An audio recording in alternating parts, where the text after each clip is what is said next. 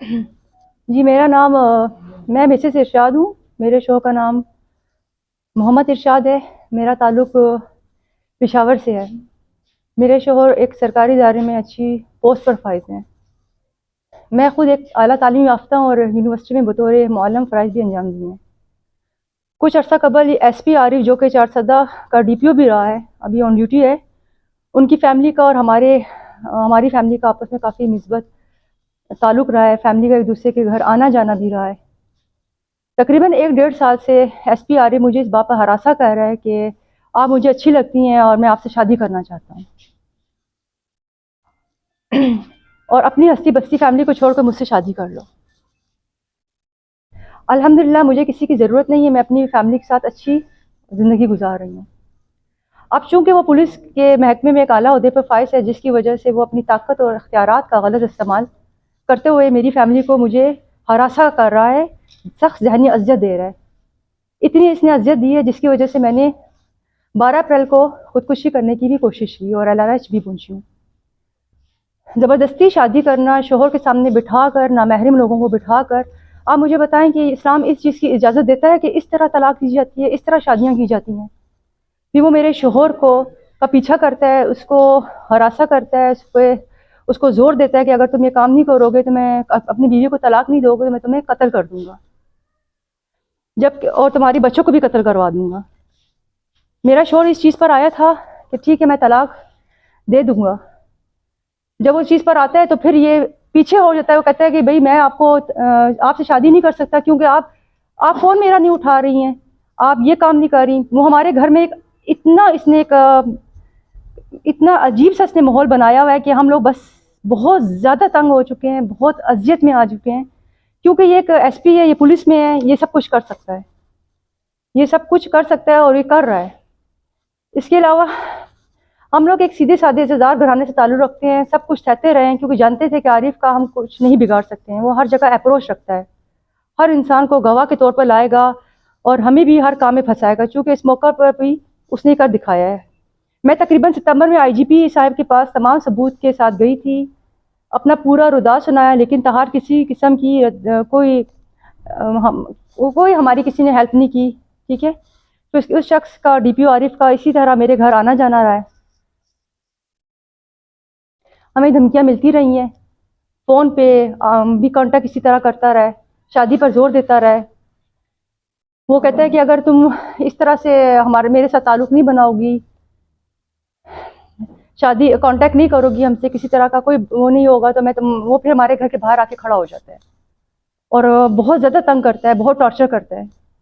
इस शख्स से मुख्तलिफ लोगों के ज़रिए मेरे शौहर को इस कदर दबाव डाला कि वो तलाक देने पे भी एग्री हो गया। मैं इसी वजह से इसकी बीवी के पास गई थी। ये जुमे को मेरे घर आया था, जुमे को 1 दिसंबर, और वहाँ पर भी मेरी उसके साथ काफ़ी लड़ाई झगड़े हुए हैं कि मुझे खुदा का वास्ता छोड़ दो, मुझे अपनी ज़िंदगी जीने दो। एक शख्स ने नहीं सुनी। मैं पीर वाले दिन इसके घर गई थी, इसकी बीवी के पास। इसका नाम शाजिया, मोहम्मद शाजिया आरिफ है, आरिफ खान की है, चमकनी में रहकर रहायश पजीर है। मैं उनके पास गई हूँ, उनको मैंने कहा कि एक औरत दूसरी औरत को समझ सकती है, ठीक है, खुदाया मेरी जान छुड़वा दें कि हम लोग सुकून से रह सकें। ठीक है, आप लोग भी बहन बेटियों वाले हैं, हमें जीने दें भाई। क्यों आप लोग इस तरह कदर मजबूर कर रहे हैं कि हम लोग खुदकुशी पे उतर आए? ये चूंकि उस टाइम घर पे मौजूद था, ये आया है, इसने मेन दरवाज़ा बंद किया है और इसने मारा है। आप देख सकते हैं मेरी आँख, ये देखें, हाथ सारे से मेरे ज़ख्मी किए हैं, आप देख सकते हैं, पाँव वगैरह ज़ख्मी किए हैं। क्यों? ये मर्द है, ये मार सकता है। ये कहते हैं मैं पठान हूँ, हमारी औरतें इस तरह नहीं कर सकती। तो आप पठान हैं तो आप दूसरों के घरों में घुस के लोगों को ला के तलाक की बातें करवा सकते हैं। ये जाती है, सरासर जाती है, ये जुल्म है। मैं आईजीपी ऑफिस गई थी, वहाँ पर मैंने उनको कहा है नोटिस लेने के लिए। वहाँ पे वैसी हालत में गई हूँ, मेरा खून बह रहा था और मैं वहाँ पे पहुँची हूँ। ठीक है, आईजीपी ऑफिस, वहाँ पे किसी ने मेरी कोई हेल्प नहीं की। वहाँ पे अलीना नाज है, उन्होंने मुझे कहा कि आप जो थाना है चमकनी, वहाँ पर जाके एफआईआर कटवाएं। और इसी हालत में जो मुझे चक्कर भी आ रहे थे, तकलीफ में भी थी, एक इतना तगड़ा आदमी जिसने मुझे मारा हो, पीटा, उनको वहाँ पे एक्शन लेना चाहिए था। बहरहाल मैं वहाँ पे गई हूँ थाने में, उनको मैंने कहा है कि ये सारा उन्होंने मेरे साथ जुल्म किया है, तकलीफ दी है, इस पर एफआईआर काटे। लेकिन वो पुलिस वाले कह रहे थे जो हमारा सीनियर ऑफिसर, हम तो ऐसा कुछ भी नहीं कर सकते, वो मुझे सिर्फ घुमाते रहे 2-3 घंटे उन्होंने लगातार। कभी कहते हैं कि मोहर, कभी कहते हैं उसके पास जाओ, कभी कहते हैं उसके पास जाओ। उन्होंने कोई मेरी बात पे कोई कंसिडर नहीं किया, कोई उन्होंने एफआईआर नहीं काटी।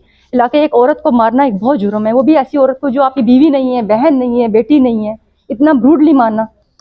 फिर मैं वहाँ पे जो तलाल थे एसपी, मैं उनको बताती रही, वो कह रहे थे कि हम जाएंगे, हम फुटेज लेंगे वहाँ पर उनके जो सिटी होम में जो रहता है चमकनी में, वहाँ पर कैमरे की तस्वीरें देखेंगे, शवाहिद इकट्ठा करेंगे, उसके बाद कुछ करेंगे। हम सिर्फ इसके अलावा कुछ नहीं कर सकते। अभी आप जाएं हॉस्पिटल जाएं, वहाँ पे अपना आप वो करवाएं, मेडिकल करवाएं। मैं वहाँ पर भी गई हूँ, लेकिन वो पुलिस वाली लगातार मुझे गुमराह कर रही थी कि इनका तो कुछ भी नहीं हो सकता, आपका मेडिकल करवाने से क्या होगा, आपको तो सिर्फ खराशियाँ आई हैं। मैं कह रही थी मेरा खून निकल रहा है। वो हॉस्पिटल में भी कुछ पुलिस वाले होते हैं, उनके साथ भी मिलकर कुछ बातें कर रही थी, जिससे मुझे लग रहा था कि ये मुझे प्रेम कर रहे हैं, क्योंकि मैं अकेली भी थी, औरत ज़ात हूँ, तकलीफ में थी। मैं वहाँ से फिर मेडिकल में कुछ हुआ और कुछ मैं वहाँ से घबरा के निकल के वापस आ गई।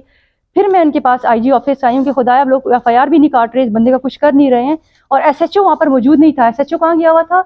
ये मोहम्मद आरिफ जो डीपीओ है, सिटी होम का रिहायश पजीर है, इसके घर गया था एप्लीकेशन लेने के लिए। क्रॉस एप्लीकेशन दी है, उसने लिखा है कि ये मेरे घर में आई है और इसने मारा पीटा है। कुछ मसले इस तरह हुए थे, डोमेस्टिक मसला था, मैं इनके पास गई थी, बहुत शुरू की बात है जब। तो इन्होंने मेरे हस्बैंड को बुला के समझाया और वहाँ से इनके साथ इनकी दोस्ती का सिलसिला शुरू हुआ। फिर इस तरह ये इनका हमारे घर आना जाना, इनकी बेटियां हैं वो इनका आना जाना शुरू हुआ। इनकी जब ये मुझे मारा था, इनकी जो मिसेस है शाजिया आरिफ, वो खड़ी देख रही थी और उसने ना तो बचाया ना कुछ किया। लेकिन इनकी एक बेटी एक और है, इसका नाम हुमा है, 24-25 साल की जवान लड़की है। वो निकल के आई, उसने उठ के जी गालियाँ निकालना शुरू कर दी और बहुत ही गंदी गालियाँ वो दे रही थी। और ये इसका बाप मुझे मार रहा था और वो मेरी मरी हुई माँ